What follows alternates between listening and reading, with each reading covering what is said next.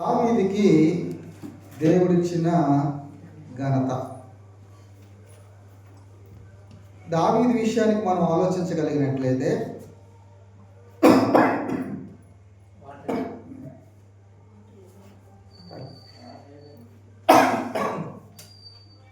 దావీదుకి దేవుడు చాలా ఘనతనిచ్చాడు,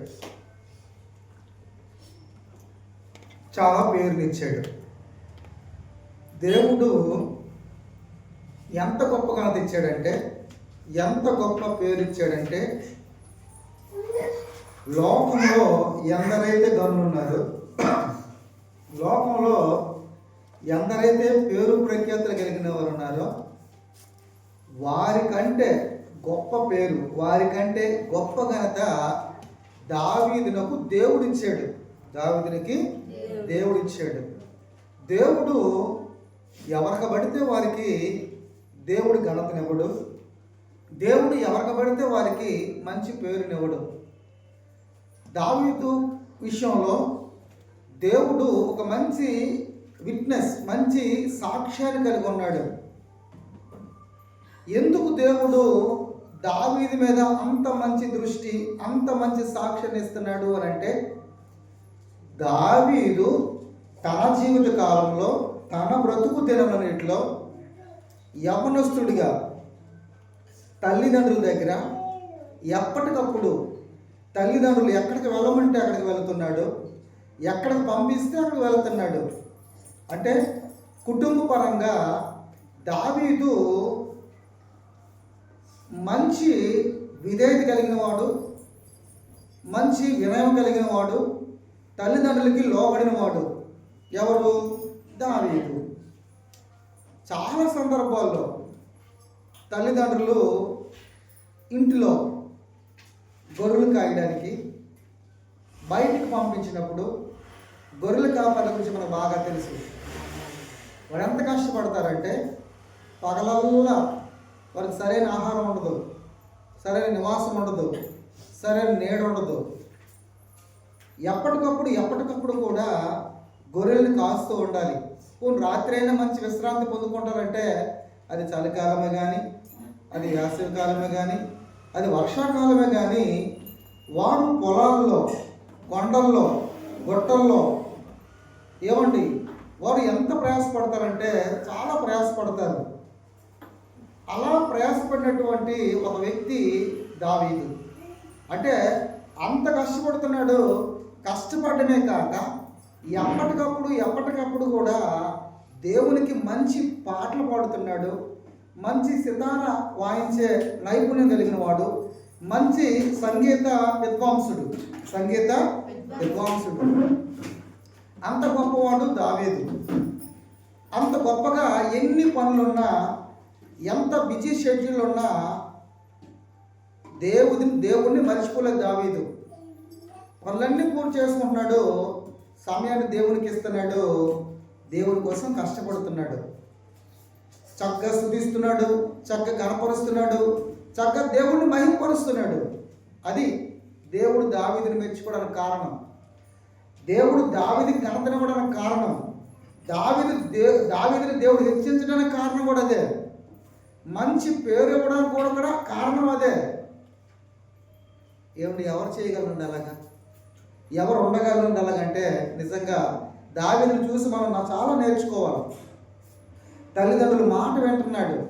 మరలా ఆయా సందర్భాల్లో ఆ సౌలు రాజు దగ్గర అన్నదమ్ములు సైనికులుగా ఉంటే వాళ్ళ మంచి సమాచారం, వాళ్ళు బాగున్నారు లేదా, యుద్ధానికి వెళ్తున్నప్పుడు ప్రాణ భయం, ఏ క్షణం యుద్ధంలో చనిపోతారో తెలియదు. అటువంటి పరిస్థితుల్లో కూడా తండ్రి అన్నదమ్ముల యొక్క సమాచారాన్ని మాకు తెలియజేయాలి ఎప్పటికప్పుడు అని అప్డేటు కుమారుడికి తెలియజేస్తున్నప్పుడు, దావీదునికి తెలియజేస్తున్నప్పుడు దావీదు ఎప్పుడు కూడా జవాబు చెప్పలేదు. నేను గొర్రెలు కాస్తున్నాను కదా, నేను రాత్రి పగలు ఉంటున్నాను కదా, చాలా సందర్భాల్లో ఎలుగుబంటి వస్తే నేను దాన్ని చంపాను, గొర్రె పిల్లల్ని కాపాడాను, సింహం వస్తే దాన్ని చంపేశాను, నేను గొర్రె పిల్లల్ని కాపాడాను, నాకు రాత్రి అనక పగలనక చాలా ఇబ్బందిగా ఉంది అని అనలేదండి. నిజంగా దావీదు తల్లిదండ్రులకి లోబడే తత్వం, ఈ పని చేస్తున్నాడు, అవతల అన్నదమ్ముల సమాచారం కూడా తెలియజేయడానికి పంపిస్తున్నాడు, ఆ పని చేస్తున్నాడు. అలాగే దేవుణ్ణి కూడా ఒకవైపు గణపరుస్తున్నాడు పాటలతోనూ సంగీతంతోనూ. ఎంత కష్టం అనుకుంటున్నారు? మనం ఒక పని మీద ఉండిపోతాం. ఏదైనా ఉద్యోగం చేసాం అనుకోండి, నాకు ఎంత బిజీ అనుకున్నారండి, నాకు ఎంత బిజీ షెడ్యూల్ అనుకున్నారండి, నాకు ఎక్కడ ఖాళీ అండి అని అంటాం. వచ్చేసరికి చాలా టైం అయిపోద్దండి అని మనం చెప్తాం, సాకులు చెప్తాం. నిజంగా ఇది సాకే. ఒక మాటలో చెప్పాలంటే దేవుని దగ్గరికి ఏం రాలేదమ్మా, ఏం రాలేదు బాబు అని అడిగినట్లయితే దానికి మనం చెప్పే సాకులు ఇన్నేళ్ళు ఉండవు. పని అంటాం, నడుము నొప్పి పడుతుంది అంటాం, కష్టపడి వచ్చానంటాం, లేకపోతే నాకు బలహీనంగా ఉందంటాం, లేకపోతే ఎక్కువ పని ఉందంటాం, ఎన్ని పనులు అని చెప్తాం. అయితే మనుషులు కనుక మనకున్న బలహీనతలు ఉంటాయి. కానీ వీలైనంత మట్టుకు దేవుని దగ్గరికి వచ్చేయడానికి, రావడానికి, వెళ్ళడానికి మనము బాగా సిద్ధపడాలి. ఇక్కడ పిల్లలు ఉన్నారు, వాళ్ళంతా నిజంగా వాళ్ళ ఆసక్తిని చూస్తే ఒక ప్రక్క గ్రామం నుండి కొన్ని కిలోమీటర్లు దూరం నుండి వారు సిద్ధపడి రాగలుగుతున్నారంటే వారు ఎంత ఆసక్తి, వారు ఎంత సిద్ధపడి ఉండాలి, వారికి ఎన్ని పనులు ఉంటాయి, వారికి ఎంత బిజీ షెడ్యూల్ ఉంటుంది. నిజమే కదా? అలాగనే దేవుడు మనకి ఇచ్చాడు అవకాశం. ఈరోజు ఈ భూమి మీద మనం జీవించగలుగుతున్నామంటే, ఈరోజు ఈ సుఖాలను అనుభవించగలుగుతున్నామంటే, లేదా ఈరోజు చక్కగా ఈ 2020 సంవత్సరంలో మనం బ్రతుకుతున్నామంటే దేవుని యొక్క చలవ, ఆ దేవుని యొక్క దయ. ఎంతమంది చనిపోవట్లేదు? ఒక వ్యక్తి ఎలా కూర్చుంటూనే చనిపోయాడట. అంటే కూర్చుంటే చనిపోతారా? చచ్చిపోతారు. కూర్చొని చచ్చిపోతారు, పడుకుని చచ్చిపోతారు, త్రోవ నడుస్తూ బండి కుదిసి చచ్చిపోతారు. ఈ మధ్యకాలంలో మొన్నే ఈ రోడ్డు నుండి ఆ రోడ్డుకు దాడుతున్న వ్యక్తి వచ్చి, కారు వచ్చి ఏదో వచ్చి గుద్దే స్పాట్ డెత్. అంటే ఆ వ్యక్తి చక్కగా ఉన్నాడు, బాగానే ఉన్నాడు, కానీ యాక్సిడెంట్లో చచ్చిపోయాడు. ఎంత ప్రమాదం అనుకుంటున్నారు? కన్ను రెప్పపాటు చాలు చనిపోవడానికి. అందుకే చాలా సందర్భాల్లో నేను కొన్ని సందర్భాల్లో చాలా చాలా జాగ్రత్త ఉండాలి, దృష్టి పెట్టాలి ప్రతి సందర్భంలో. అలాంటి విషయాలు నాకు కొన్ని సందర్భాలు నాకు చాలా కోపం వచ్చేస్తుంటుంది. ఎందుకంటే అది మన సొత్తు కాదు, అది మన వస్తువులో లేవు. పెద్దలు చెబుతుంటారు జాగ్రత్త జాగ్రత్త అన్నప్పుడు పిల్లలు వినాలి, యవ్వన బిడ్డలు వినాలి, తల్లిదండ్రులు చెప్తారు. వాళ్ళు మనకంటే ముందు పుట్టారు, వారు ఎన్నో అనుభవించి వెళ్ళారు. నా కష్టం నీకు రాకూడదునైనా, నా బాధ నీకు రాకూడదునైనా తల్లిదండ్రులు ఎందుకు చెప్తారు? ఇక్కడ బుద్ధిలాగా చెప్తున్నారా? నువ్వు నాకు చెప్పేది ఏంటని అంటాడు. నువ్వు నాకు చెప్పేది ఏంటమ్మా అంటాడు. నాకు అంతా తెలుసు. ఏడు తెలుసు నీకు? ఏడు తెలుసు మనం చెప్పండి పిల్లలుగా. వినాలా? దావీదు విన్నాడు, తల్లిదండ్రుల మాట వింటున్నాడు, కష్టపడుతున్నాడు, దేవునికి లోబడుతున్నాడు. మరి అటువంటి వ్యక్తిని దేవుడు ఇష్టపడ్డా? ఎందుకు ఇష్టపడ్డు? దేవుడు ఇష్టపడతాడు. అందుకే బైబిల్ గ్రంథంలో మనం ఇప్పుడు చదువుకున్న వాక్య భాగంలో సమూయేలు 2వ గ్రంథంలో 7వ అధ్యాయము 1వ వచనం నుండి 7 వచనాల వరకు దావీదు దేవుని కొరకు ఆలోచించి ఒక పెద్ద మందిరాన్ని కట్టడానికి, నేనైతే దేవదారు మ్రానుతో కట్టిన నగరమందు నేను నివాసం చేయుచుండగా దేవుని మందసం అనేది డేరాలో ఉంది. అంటే ఇప్పుడు ఎంత వ్యత్యాసం ఉంది? నేనా మంచి పొజిషన్లో ఉన్నాను, దేవుడు ఎక్కడ ఉంటాడు? మందసంలో ఉంటాడు. దేవుడు ఎక్కడ ఉంటాడు? మందసంలో ఉంటాడు. మందసం ఎక్కడ ఉంటాడు? అక్కడ దేవుడు ఉంటాడు. మరి మందసం ఎక్కడ ఉంది? డేరాలో ఉంది. నేను ఎక్కడ ఉన్నాను? పెద్ద రాజనగర్లో ఉన్న. రాజనగర్ ఎలా ఉంటుంది? కోటలు ఎలా ఉంటాయి? రాజులు కట్టుకునే భవనాలు ఎలా ఉంటాయి? హై స్టాప్లో ఉంటాయి. చాలా బాగుంటుంది. ఇతరులు కూడా ఎక్కడున్నాడట?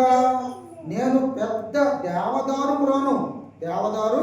మ్రానుతో కట్టడం నగరంలో నివాసం చేస్తుండగా దేవుడు మనసును దేవాలయించున్నదని నాతాను యెహోవా నీకు తోడుగా ఉన్నాడు, నీకు తోచిందంతా నెరవేర్చు. అంటే ముందే చెబుతున్నాడు, నేను దేవుని కోసం ఒక నివాసము కడతాను అన్నాడు. అలా ఆలోచన చేసి చెప్పినప్పుడు దావీదు ఆలోచన దేవుడు ఇష్టపడ్డాడు. ఇంతవరకు ఎంతోమందిని చూశాను, ఎవరు నా గురించి ఇలా ఆలోచన చేయలేదు. అంటే మన ఆలోచన, మన క్రియలు, మన పనులు దేవుడికి ఇష్టమైనగా ఉండేటట్టు మనం చేయాలా. దేవుడు ఆశ్చర్యపోవాలా. అలాంటి పనులు చేస్తే నిజంగా దేవుడు ఇష్టపడతాడండి. బైబిల్లో చాలా సందర్భాలు, ఒక స్త్రీ అయితే ఒక ఇంటికి యేసుప్రభువు భోజనం చేయడానికి వెళ్తే సీమోను ఇంటికి, అక్కడ ఒక పాపం చేసినటువంటి స్త్రీ వచ్చి ఆయన భూస్థాపన నిమిత్తమై తన దగ్గర ఉన్నదంతా కూడా ఖర్చు పెట్టేసి ఆయన తల మీద ఏం చేసింది, భూస్థాపన చేసింది. అలాగనే తల మీద పోసి తన కుర్రులతో తన పాదాలని కడుగుతూ ఉంది. ఆయన మెచ్చుకున్నాడా? మెచ్చుకున్నాడు. ఆశ్చర్యపోయాడు. ఒకసారి కొన్ని సందర్భాల్లో ఒక సైనికుడు, ఒక మత్తయి సువార్త 8వ అధ్యాయం ఉంటుంది, అతను ఏం చేశాడంటే తన దాసుడు అనారోగ్యం బాధపడుతూ ఉంటే యేసుప్రభువుకి వచ్చి, అయ్యా మీరు వచ్చినట్లయితే నా దాసుడు స్వస్థపరచబడతాడు అని అన్నట్టు అక్కడ సమాచారం కనబడినట్లయితే ఆయన సరే అని యేసుప్రభువు వారు ఆజ్ఞాపించినప్పుడు ఆయన ఏమంటున్నాడు, మీరు మాట మాత్రం సెలవు ఇచ్చినట్లా చాలు. అంటే మీరు నా దగ్గరికి వచ్చి, నా ఇంటి దగ్గరికి వచ్చి మీరు ప్రార్థన చేసి మీరు చేతులు వచ్చి నా కుమారుడిని స్వస్థపరచవద్దు, కానీ మీ మాటలో ఏముంది? శక్తి ఉంది, మీ మాటలో జీవం ఉంది. నా దగ్గర అనేక మంది సైనికులు ఉన్నారు, శతాధిపతి. నా దగ్గర వందలాది మందికి అధిపతి ఆయన. నేను రమ్మంటే వస్తారు, పొమ్మంటే పోతారు. మీరు సైన్యములకు అధిపతి. మీరు చాలా మీ క్యాడర్ చాలా గొప్పది. నేనే ఇంత చిన్న క్యాడర్లో వస్తారు, పొమ్మంటారు. మీరు నా ఇంటికి రావడానికి నేను పాత్రుడు కాదు, నేను ఏ యోగ్యత లేని వాడిను. మీరు చాలా గొప్పలు. మీరు ఉన్నపాటున మాట మాత్రం సెలవిస్తే చాలు, నా దాసుడు స్వస్థపరచబడతాడు. అంటే ఎంత బాగా ఆయన్ని గొప్ప చేస్తున్నాడు, తన మాటల ద్వారా హెచ్చిస్తున్నాడు దేవుణ్ణి, తను తగ్గించుకుంటున్నాడు. అంటే అంతగా ఆలోచించాడు దేవుడు యేసుక్రీస్తుని గురించి. ఒక అధిపతి, ఒక క్యాడర్లో ఉన్నవాడు. మనమేనా ఆలోచన చేస్తాం? ఏటి లేకపోయినా ఆయన అంత గొప్పతనము, ఆయన గుణాంశం ఏంటో, ఆయన బలం ఏంటో, ఆయన శక్తి సామర్థ్యం ఏంటో మనకు అర్థం కావడం లేదు. నిజంగా అర్థమైతే మన జీవితం అంతా ఆయనకు రుణపడి ఉన్నా ఆయన రుణాన్ని మనము తీర్చుకోలేము. నిజంగా అంత గొప్పవాడు, అంత బలవంతుడు, అంత శక్తిమంతుడు. మనకు అర్థం కావాలి కనుక ఆయన సన్నిధులు నిర్లక్ష్యం చేస్తున్నాం. తల్లిదండ్రుల మాట వినడం లేదు, దేవుని మాట వినడం లేదు. మన ఇష్టాలకు చోటిస్తున్నాం, చెడిపోతున్నాం. చేతులు కాలిపోతారు, తాకులు కొట్టుకుంటే ఏం ప్రయోజనం ఉండదు. ముందే జాగ్రత్తలు పాటించాలి. కనుక దావీదు నిజంగా అంత జాగ్రత్తగా ఉన్నాడు కనుక అతని ఇచ్చిన సాక్ష్యం ఏంటంటే, అక్కడ మనము సమూయేలు 2వ గ్రంథంలో 8వ వచనం చదువు. 8వ వచనం, కాబట్టి నీవు నా సేవకుడైన దావీదుతో ఇలాగ చెప్పుము, సైన్యములకు అధిపతి యెహోవా నీకు సెలవిచ్చినదేమనగా, గొర్రెల కాపులో ఉన్న నిన్ను గొర్రెల దొడ్లో నుండి తీసి ఇశ్రాయేలీయులను నా జనుల మీద నేను నిన్ను అధిపతిగా నియమించాను. దేవుడు అంటున్నాడు, దావీదు నాతాను ప్రవక్త చెబుతున్నాడు, నా సేవకుడు చెప్పు, దావీదులా చెప్పు. నా సేవకుడు దావీదు ఏమంటున్నాడు? నా సేవకుడు నా కింద పని చేస్తున్నాడు, నాకేది అవసరమో తెలుసుకొని చేస్తున్నాడు. అది ఒకళ్ళ మనస్సును మనం ఎరగాలి. ఇప్పుడు కొన్ని సందర్భాల్లో భార్యాభర్తలుగా భార్యకి ఏది ఇష్టమో భర్త తెచ్చిపెడితే ఎంత గొప్పగా ఫీల్ అయిపోద్ది తన ఇష్టాన్ని మనం నెరవేర్చినట్లయితే. అలాగే భర్త కోరుకుని భార్య తీర్చినట్లయితే ఎంత గొప్పగా భర్త ఫీల్ అవుతాడు. అలాగే దేవుని ఇష్టం ఏదో, దేవుని కోరిక ఏంటో మనుషులుగా, మానవులుగా మనం గుర్తెరిగి మనం చేస్తే ఎంత బాగా ప్రేమిస్తాడు. మనమేం ప్రేమిస్తాం, మనమేం ప్రేమ చూపెడతాం. దేవుడు మనకంటే గొప్పవాడు, మనకంటే ఎక్కువగా ప్రేమిస్తాడు ఆయన. ఏమండి, మనము మన కుటుంబంలో మన పిల్లలకి ఏది ఇష్టం, మన కుటుంబంలో మన భర్తకి ఏది ఇష్టం, మన కుటుంబంలో భార్యకి ఏమి ఇష్టం అని ఆలోచన చేసి అవి చేయడానికి ఇష్టపడుతుంటాం. తప్పేం లేదు, చేయండి. హ్యాపీగా ఉండాలి, మంచిగా ఉండాలి, చక్కగా బ్రతకాలి. అంతకన్నా గొప్పవాడు ఉన్నాడు మన మీద. ఆయన కోరిక ఏంటో, ఆయన ఉద్దేశం ఏంటో మనం ఆలోచన చేసి ఆ ఉద్దేశాన్ని నెరవేర్చాలి. ఇక్కడ అదే మాట చెప్తున్నాడు, చెప్తున్నాడు, నా సేవకుడు దావీదు ఇలా చెప్పుము, సైన్యములకు అధిపతి యెహోవా నీకు సెలవిచ్చిందేమనగా, గొర్రెల దొడ్లో నుండి తీసి ఇశ్రాయేలు నా జనుల మీద అధిపతిగా నియమించాను. గొర్రెలు కాసుకుంటున్నాడు, ఒక సింహాసనం మీదకి వచ్చాడు. ఎంత ఆశ్చర్యం అనుకుంటున్నారు, ఎంత విచిత్రం. ఎందరో మహానుభావులు ఉన్నారు, ఎందరో మేధావులు ఉన్నారు, ఎందరో డబ్బున్నోళ్ళు ఉన్నారు, ఎందరో యుద్ధం చేసేవారు ఉన్నారు, ఎందరో బలవంతులు ఉన్నారు. వారికి ఘనత రాలేదు. గొర్రెలు కాసుకున్నది ఎక్కడో ఉన్నవాడు, ఊరు బయట ఉన్నవాడు దేవుడు జ్ఞాపకాల్లోకి వచ్చాడు. ఎందుకు దేవుడు జ్ఞాపకాలకు వచ్చాడు? ఎన్ని పనులున్నా దేవుడిని మర్చిపోలేదు, ఎన్ని కార్యక్రమాలున్నా దేవుని స్తుతించడం, గణపరచడం, మంచి పాటలు. ఎన్ని పాటలు పాడుతుంటే పిల్లలు ఎంత మంచి పాటలు అండి, ఎంత మంచి అర్థాలు ఉన్న పాటలు అండి. పాటలు ఉంటాయి, సినిమా పాటలు స్టైల్లో ఉన్న పాటలు ఉన్నాయి. పాటలు కూడా చాలా తేడాలు ఉన్నాయి, అవి మనం గుర్తించాలి. ఏదో డబడబ సంగీతం ఏమండి, అందులో ఏముండదు, అర్థాలు ఉండవు. పాటలు కూడా కొంచెం జాగ్రత్తలు పాటించాలి మనం. పాటల విషయాల్లో కూడా కొంచెం కేర్ తీసుకోవాలి మనం. పాటల విషయాల్లో కూడా ఏదైనా పాట అంటే కుదరదు, ఏదైనా పాట అంటే కుదరదు. చక్కగా అర్థాలు ఉండాలి. స్వరం బాగలేకపోయినా నో ప్రాబ్లం. నిన్న స్టేటస్లో చూసిన ఆ స్టేటస్ చూస్తే మనకున్న దాన్ని మనము బయట పెట్టలేకపోతున్నాం. మనకున్న తలాంతు, మనకున్న సత్తా మన చిన్నోళ్ళం కాదు. నువ్వెంతంటే నేనెంత. దావీదు గొర్రెలు కాసుకున్నాడు. ఎలా ఉంటాడు? ఎందుకు పనికిరానాడు, ఎవరు పట్టించుకోరు. గొర్రెలు కాసుకున్నాడా? అవును. కానీ దేవుడు మాత్రం గుర్తించాడు, దేవుని జ్ఞాపకాల్లో పెట్టుకున్నాడు. ఎందుకు పెట్టుకున్నాడు? ఎప్పుడు పెట్టుకున్నాడు అంటే దేవుణ్ణి స్తుతించడం, దేవుణ్ణి కనపరచడం. తనకున్న దాన్ని దాచిపెట్టలేదు, దేవుని కొరకు ఉపయోగించాడు. తలాంతర భూమిలో దాచిపెట్టకూడదు. నా చదువు లేదు, నేను అలా సుమారు చెప్తాను, నీ గ్రీన్ గారు చెప్పు. నాకు చదవడం రాదు, నేను బైబిల్ ఎలా చదువుతాను. కూతురు చదువుతాను విను, చదువుతాను సార్లు చెప్పుకో. కొడుకు చదువుతున్నప్పుడు విను, చదివించుకో. అలాంటి ఎవరు ఉన్నారంటే ఎవరైనా ఉన్నారు నిజంగా? అలా ఉంటే దేవుడు ఆశ్చర్యపోతాడండి.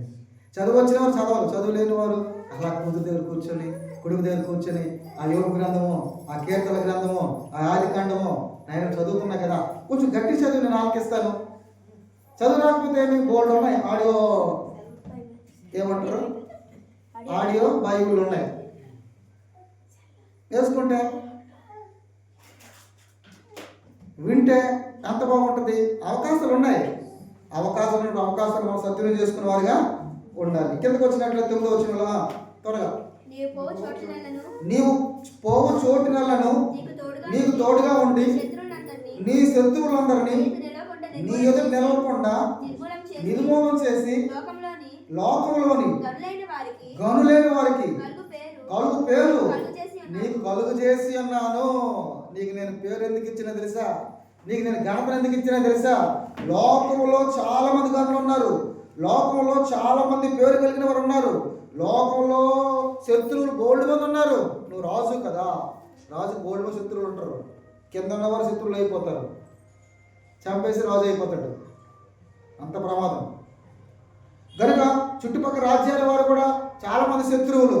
అయితే నువ్వు ఎక్కడికి వెళితే అక్కడికి నేను నీకు తోడుగా ఉంటాను. నువ్వు ఎక్కడికి వెళ్తే అక్కడికి నేను తోడుగా ఉంటాను. అలాగే ఏ శత్రువు నీ ఎదుట నిలవకుండా నిర్మూలన చేస్తావు. ఏ శత్రువు నీ ఎదుట నిలబడ్డాడు వాడంతా శూరుడా, అసూరిలా, లేకపోతే బబులోను రోజులా, లేకపోతే ఎదోమీలా, లేకపోతే హిత్తీలా, లేకపోతే ఇంకెవరా అయినా సరే నువ్వు వారిని ఓడిస్తావు, నువ్వు వారిని గెలుస్తావు. నేను నీకు తోడుగా ఉంటాను, నువ్వు వారిని నిర్మూలన చేస్తావు. దావీదు యుద్ధంలో కత్తి పట్టుకుంటే రక్తం ఏర్లై పారాల్సిందే, అంత నైపుణ్యం కలిగిన వాడు.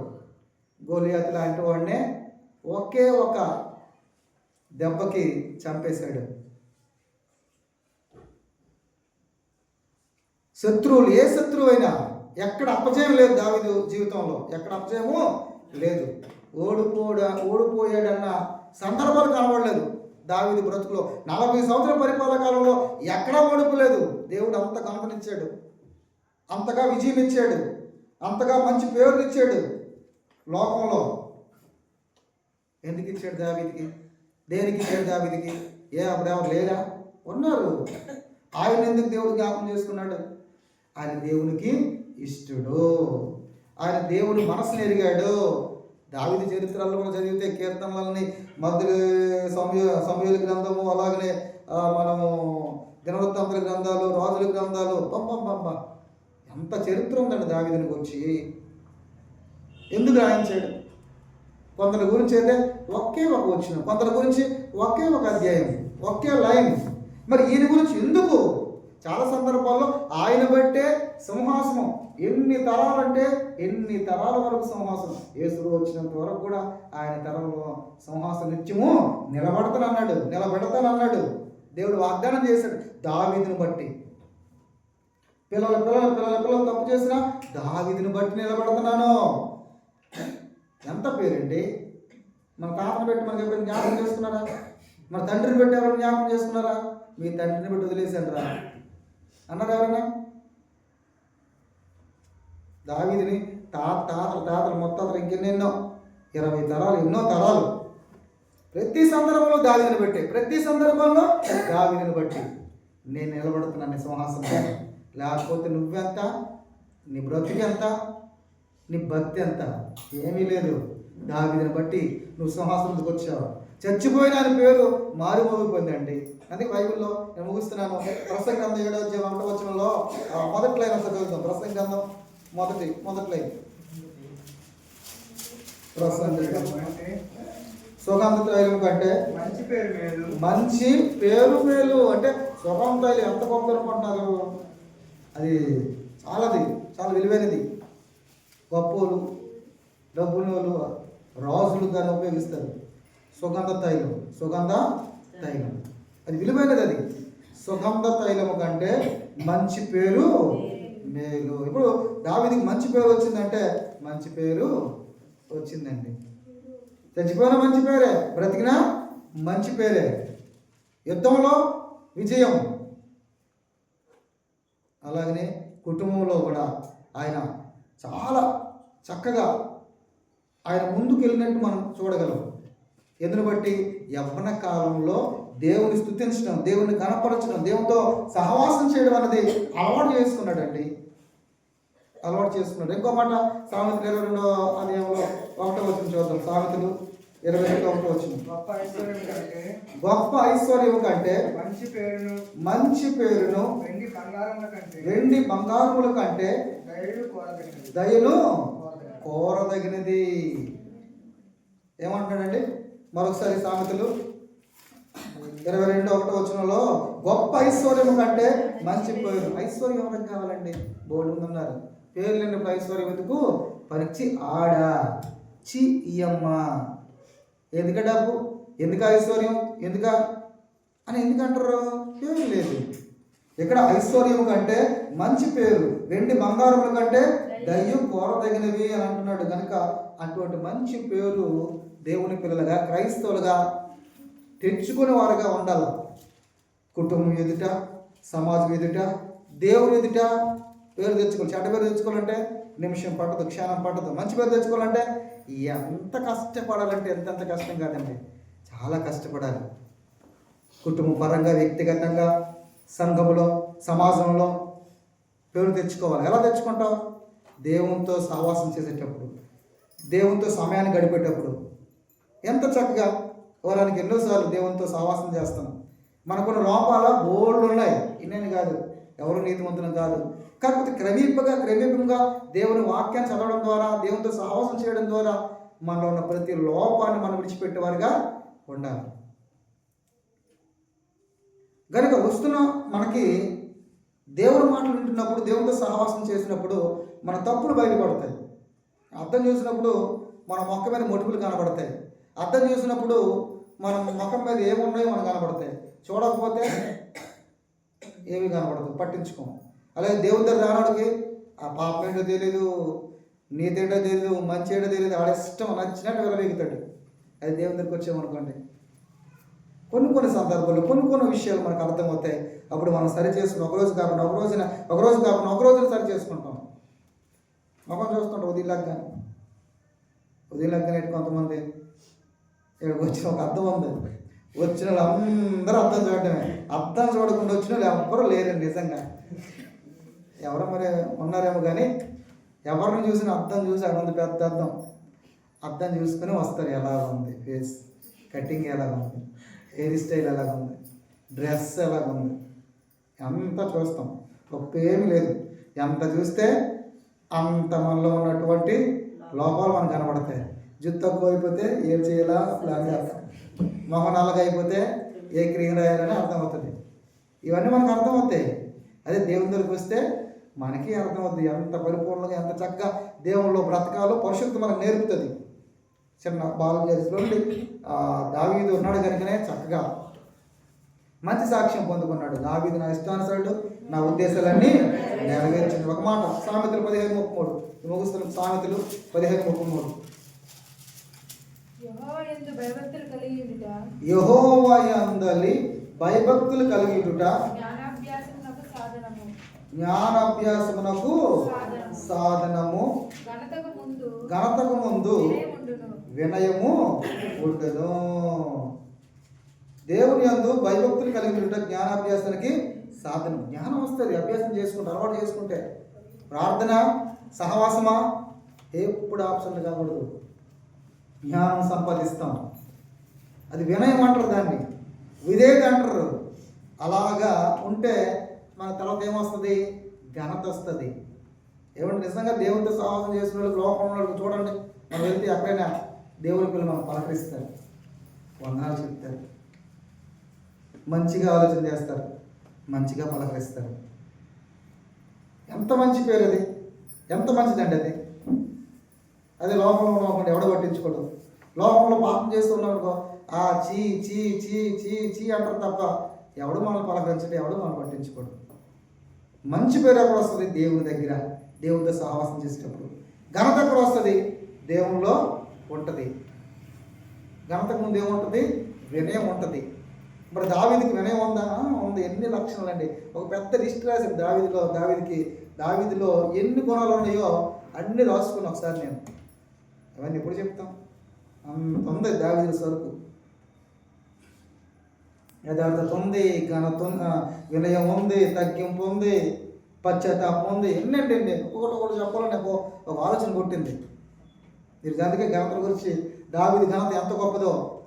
దావీదు నన్ను ఘనపరచువారు నేను ఘనపరుస్తాను. దేవుడు గొప్ప చేస్తే ఆయన మనల్ని గొప్ప చేస్తాడు. ఇవన్నీ బైబిల్లో ఉన్న మాటలు కదండి, ఎప్పటికీ వ్యర్థం కాదు. అయితే కొంచెం ఆలస్యం అవుతుంది, కాస్త మనం ఓపు పట్టాలి. అందుకే మొదటి పేదలు రాసిన పత్రికలు 5:8 అనుకుంటున్నాను. ఆయన బలిష్టమైన చేతుల కింద మీరు దీన మనస్కులై ఉండండి. ఒకరోజు ఆయన హెచ్చిస్తాడు, ఒకరోజు ఆయన నీకు గణపనిస్తాడు. అంతవరకు నువ్వు ఓపికతో భక్తి చేయాలా, అంతవరకు ఓపికతో సహవాసం చేయాలా. కష్టం అనుకోకూడదు, అభ్యాసం చేసుకోవాలా, అలవాటు చేసుకోవాలా. ప్రతిరోజు తినడం కష్టమా? ఎంపటి గారు, ప్రతిరోజు తినడం కష్టమా? కష్టం కాదు, తినాలి. అలాగే దేవునితో సహవాసం చేయడం కూడా కష్టమేం కాదు. అలవాటు చేసుకుంటే సులువు అయిపోతుంది. చేదు ఫస్ట్లో చాలా కష్టంగా ఉంటుంది. మన అమ్మలు ఇస్తారు కదా, చిన్నప్పుడు చేదు పడతారు, చేదు తాగు తినరా నాయన, తాగు నాయన, నోట్లు వేసుకుంటే అర్థం పెద్ద అంటాం. అయితే ఒకరోజు తినేసి రోజు తిన్నాం అనుకోండి, అదేమవుతుంది? అలవాటు అయిపోద్ది. అది రాను బాగానే ఉంటుంది, తీగ అయిపోద్ది. లేకపోతే ఇంకేదో మొత్తం దాని గురించి ఒక మాట ఉంది, తినగా తీయగా ఉండదు. అంటే అది అలవాటు అయినప్పుడు మనకి దాని ఆలోచన ఉండదు, చేదు లేకపోతే ఇది ఇబ్బంది పెడుతుందని ఉండదు. అలాగే దేవుడితో మనం అలవాటు చేసుకుంటే అది మనకి సులభం అయిపోద్ది. నాజ్ఞలు భారమైనవి కాదే, బరువేం కాదు, తేలికది. మనం అనుకుంటాం నచ్చినప్పుడు మనకు అది ఎంతైనా ఇబ్బందికరం ఉంటుంది, చాలా కష్టంగా ఉంటుంది. అది నచ్చేది అనుకో, దేవుడు నచ్చడా నీకు, దేవుని సహవాసం నచ్చదా, ఇష్టపడితే అబ్బా హ్యాపీగా ఉంటుందండి. కలకాలం హ్యాపీగా దేవునితో గంటల తరబడి గడిపితే ఎంత బాగుంటుంది, ఎంత హ్యాపీగా ఉంటుంది. ఎక్కడ ఉన్నామోనే పరలోకంలో నమోనా, ఎక్కడ ఎంత ఉంటామో అక్కడ అలాగే దేవునితో ఉంటాం, ఎంత హ్యాపీగా ఉంటాం. మనము లోకంలో ఇంటికి వెళ్ళిన తర్వాత మనకున్న పనులు, మనకున్న భారం వల్ల మనశ్శాంతి ఉండదు, సంతోషం ఉండదు, సమాధానం ఉండదు. అదే ఒక గంట దేవుని దగ్గరికి వచ్చి ఎవరైనా పాడితే ఆలకించు, లేదా పాడు, లేదా దేవుడి మాటలు విను, లేదా దేవుడి మాటలు చెప్పు, ఎంత బాగుంటుంది. అన్నీ మర్చిపోతాం, హ్యాపీగా ఉంటుంది అలవాటు చేసుకుంటే. అలవాటు లేని మాత్రం అంత కష్టంగానే ఉంటుంది. కనుక మనం అభ్యాసం చేసుకుందాం, అలవాటు చేసుకుందాం, వినయం కలిగి దేవుని ఎదురు నిలబడదాం. దేవుడు ఘనతనిస్తాడు. దావీదుకి ఘనతనివ్వడానికి కారణం దేవుడు. దావీదుకి దేవుడు ఇచ్చిన ఘనత ఎంత ఘనత అంటే, ప్రపంచంలో ఉన్న పేరు ప్రఖ్యాతులు కలిగిన వారి కంటే అంత పేరు ఇచ్చాడట, అంత ఘనత దావీదుకి ఇచ్చాడట, విజయాలు ఇచ్చాడట, బలపరిచాడట, సహాయం చేశాడు. అన్నీ దావీదు ఎంత సంపాదన అంటే అంత సంపాదన కాదు. కనుక అలాగున దావీదు యొక్క భక్తిలో మనం విన్న ప్రతి మాటలు బట్టి మనం కూడా అలాగే దేవునితో సహవాసం చేద్దాం, దేవుని మాటలు విందాం, దేవుని కొరకు బ్రతుకుతాం. తద్వారా దేవుని జ్ఞాపకాల్లో ఉండాలని తెలియజేస్తూ ఈ మాటలు ముగిస్తున్నాను.